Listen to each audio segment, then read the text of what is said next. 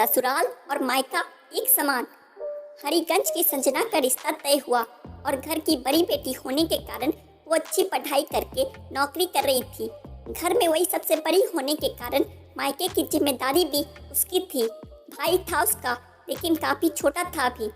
उसके माँ बाप के लिए इतने बच्चों की पढ़ाई और घर चलाना मतलब आसान नहीं था।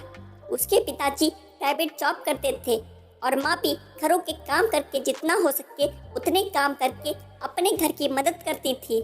संजना की शादी तय करने का वक्त आया तब उसके 2 बहनें और भाई पढ़ाई कर रहे थे।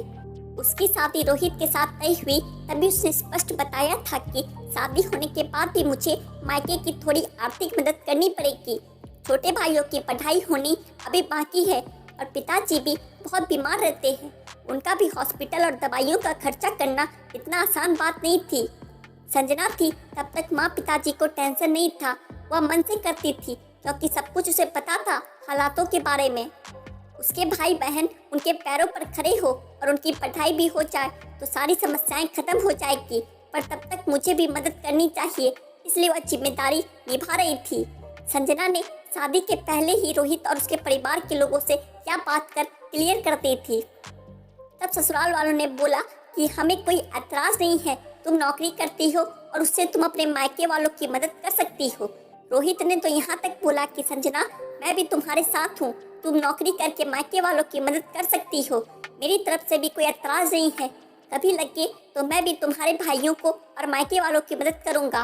क्या मेरा भी तो कर्तव्य है, हमारे दोनों फैमिली शादी के बाद मेरे लिए समान होगी, ऐसे में दोनों परिवार की जिम्मेदारी निभाना मेरी भी होगी, तुम टेंशन मत लो।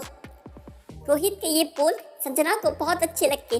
मेरे होने वाले पति की सोच कितनी अच्छी है, कितना सोचते हैं मेरे मायके के लोगों के लिए। वह भावुक हो गई उनके विचार सुनकर। थोड़े दिन बाद उनकी सगाई हो गई। संजना के मायके वालों ने संजना की शादी सभी की उपस्थिति में की। हमारी बेटी को इतना अच्छा जीवन साथी मिला, क्या देखकर संजना के पिताजी खुश हो गए। संजना ने शादी के पहले ही घर वालों को रोहित के विचार बता दिए थे।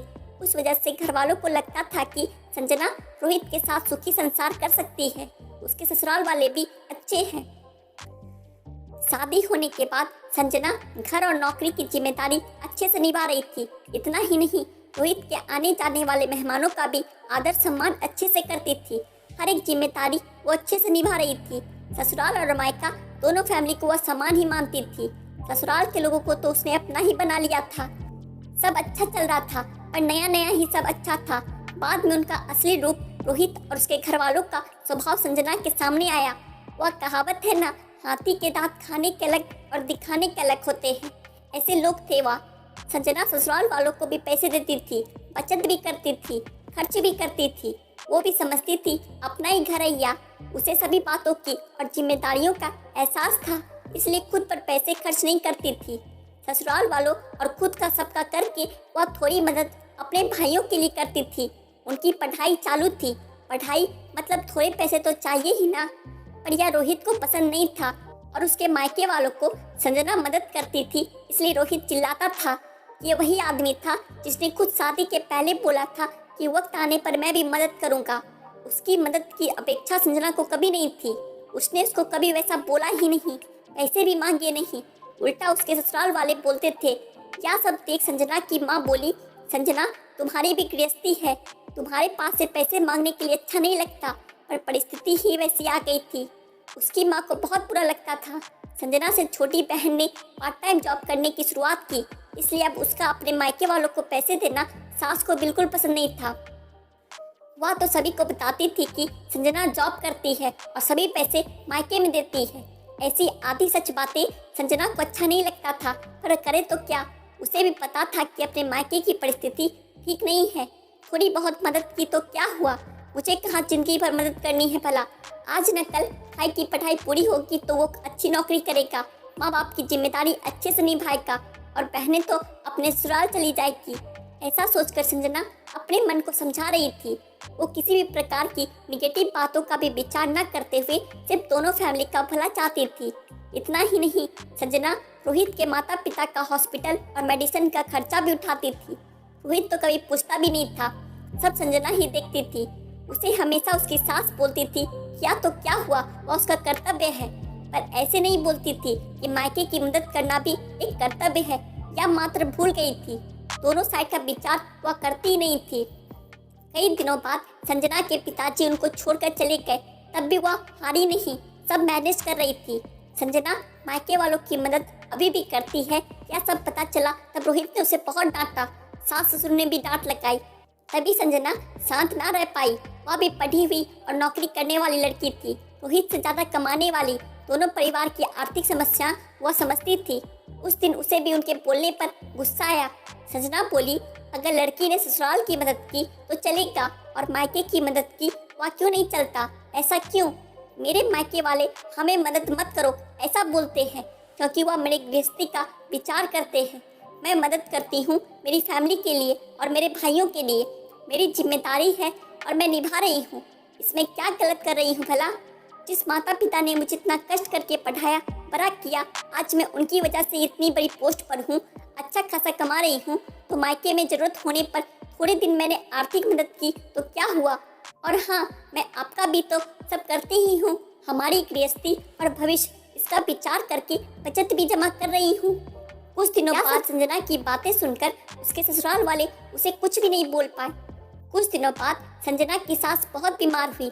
इलाज के लिए थोड़े ज्यादा पैसे चाहिए थे, तो खुद से संजना की ननद आधे पैसे भरने के लिए तैयार हुई। तब संजना बोली, दीदी हम दोनों हैं ना, रोहित और मैं देखते हैं पैसों का, आप चिंता मत करो। नहीं भाभी, मेरा भी कर्तव्य है, माँ है वह मेरी। माँ बाप के लिए लड़का और लड़की दोनों ही समान होते हैं, दोनों को साथ में बड़ा करते हैं। पढ़ाई नौकरी उनकी ही वजह से पूरी होती है, तो ऐसे वक्त में मायके में लड़की ने मदद की तो क्या होगा? मैं भी जॉब करती हूँ, मेरी भी सेविंग्स है। अर्थात संजना की ननद संजना की तरह ही सोचती थी। अपनी बहन की बातें सुनकर रोहित और उसके माँ बाप का सिर शर्म से झुक गया। वह बोली, शादी होने के बाद भी मायका लड़की के लिए पराये नहीं होते हैं। लड़की ने अगर कभी मायके की जिम्मेदारी ली या अपने माता पिता के लिए कुछ किया तो कुछ बिगड़ नहीं जाता। यही बात संजना कितने दिनों से बोल रही थी, तब उसकी सास को ये बात अच्छी नहीं लगती थी। लेकिन यही बात जब बेटी ने बोली और उसकी की हुई मदद, यह सब देखकर हमने संजना के साथ अच्छा बर्ताव नहीं किया, यह सोचकर दोनों सास ससुर को पछतावा होने लगा। रोहित को भी बहुत बुरा लगा। तीनों ने संजना से माफी मांगी, क्योंकि उनको भी समझ में आ गया था कि शादी होने के बाद भी लड़की मायके की जिम्मेदारी और कर्तव्य भूलती नहीं है। अगर वह खुद के पैर पर खड़ी है और नौकरी कर रही है और मायके की परिस्थिति अच्छी नहीं है, तो मायके में भी कभी भी मदद की जरूरत होगी तो मदद देनी चाहिए। ऐसे वक्त लड़की का मदद करना या उसका कर्तव्य होता है। उसके लिए दोनों परिवार समान होते हैं। इन सब बातों को उसके ससुराल वालों को समझना चाहिए और उसका साथ देना चाहिए, यही उनकी अपेक्षा रहती है। शादी हो गई इसलिए मायका उसके लिए महत्व का नहीं, ऐसा नहीं होता। जैसे लड़की की अपनी ससुराल के प्रति जिम्मेदारी होती है, ठीक वैसे ही मायके की भी जिम्मेदारी होती है। आशा करता हूँ दोस्तों आपको एक छोटी सी कहानी अच्छी लगी होगी।